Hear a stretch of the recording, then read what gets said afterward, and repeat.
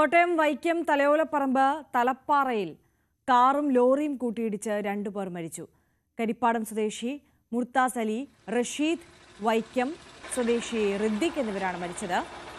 രാത്രി 12 മണിയോടെയായിരുന്നു അപകടം. സാരമായി പരിക്കേറ്റ ഇവരുടെ സുഹൃത്തിനെ പൊതിയിലെ സ്വകാര്യ ആശുപത്രിയിൽ പ്രവേശിപ്പിച്ചു. ജി ശ്രീജിത്ത് കൂടുതൽ വിവരങ്ങളുമായി ചേരുകയാണ്. ശ്രീജിത്ത്, തുടരെ ഈ അപകട വാർത്തകളാണ് ഇന്ന് നമുക്ക് മുന്നിലേക്ക് എത്തിയിട്ടുള്ളത്. എങ്ങനെയാണ് വിശദാംശങ്ങൾ? ഇന്നലെ രാത്രി ഏതാണ്ട് 12 മണിയോട് കൂടിയാണ് ഈ സംഭവം ഉണ്ടാകുന്നത്. തലയോലപ്പറമ്പ് കഴിഞ്ഞ് എറണാകുളത്തേക്ക് പോകുന്ന വഴിയിൽ തലപ്പാറ എന്ന സ്ഥലമുണ്ട്. അവിടെ കുങ്ങിണിമുക്കിലാണ് ഈ അപകടം ഉണ്ടാകുന്നത്. കാറ് ലോറിയുമായി കൂട്ടിയിടിച്ചാണ് ഈ അപകടം.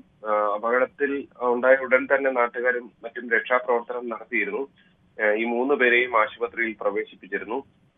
ഇതിൽ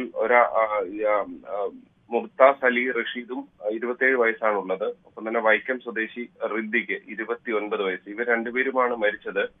ഇവരുടെ സുഹൃത്തായ റഷീദിനെ പൊതിയിലെ ആശുപത്രിയിൽ പ്രവേശിപ്പിച്ചിട്ടുണ്ട്.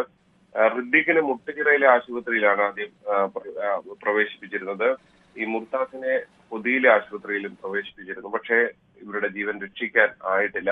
തലയോലപ്പറമ്പ് പോലീസ് സ്റ്റേഷൻ പരിധിയാണ്. തുടർന്ന് പോലീസ് എത്തി ഇവിടെ വേണ്ട മേൽ നടപടികളെല്ലാം സ്വീകരിച്ചിട്ടുണ്ട്. ഒപ്പം തന്നെ വലിയ രീതിയിൽ ഗതാഗത കുരുക്കും രാത്രി ഈ മേഖല ഇവിടെ ഉണ്ടായിരുന്നു. എന്തായാലും ഈ വലിയ രീതിയിലുള്ള ഇടിയുടെ ആഘാതത്തിൽ ഈ കാർ ഏതാണ്ട് പൂർണ്ണമായും തകർന്ന ഒരു സ്ഥിതിയാണ് ഉള്ളത്. ആര്യ, തീർച്ചയായും ജി ശ്രീജിത്താണ് വിശദാംശങ്ങൾ നൽകിയത്. കോഴിക്കോട് തോട്ടുമുക്കം പനംപിലാവിൽ നിയന്ത്രണം വിട്ട ബൈക്ക് മറിഞ്ഞ് 2 പേർ മരിച്ചു.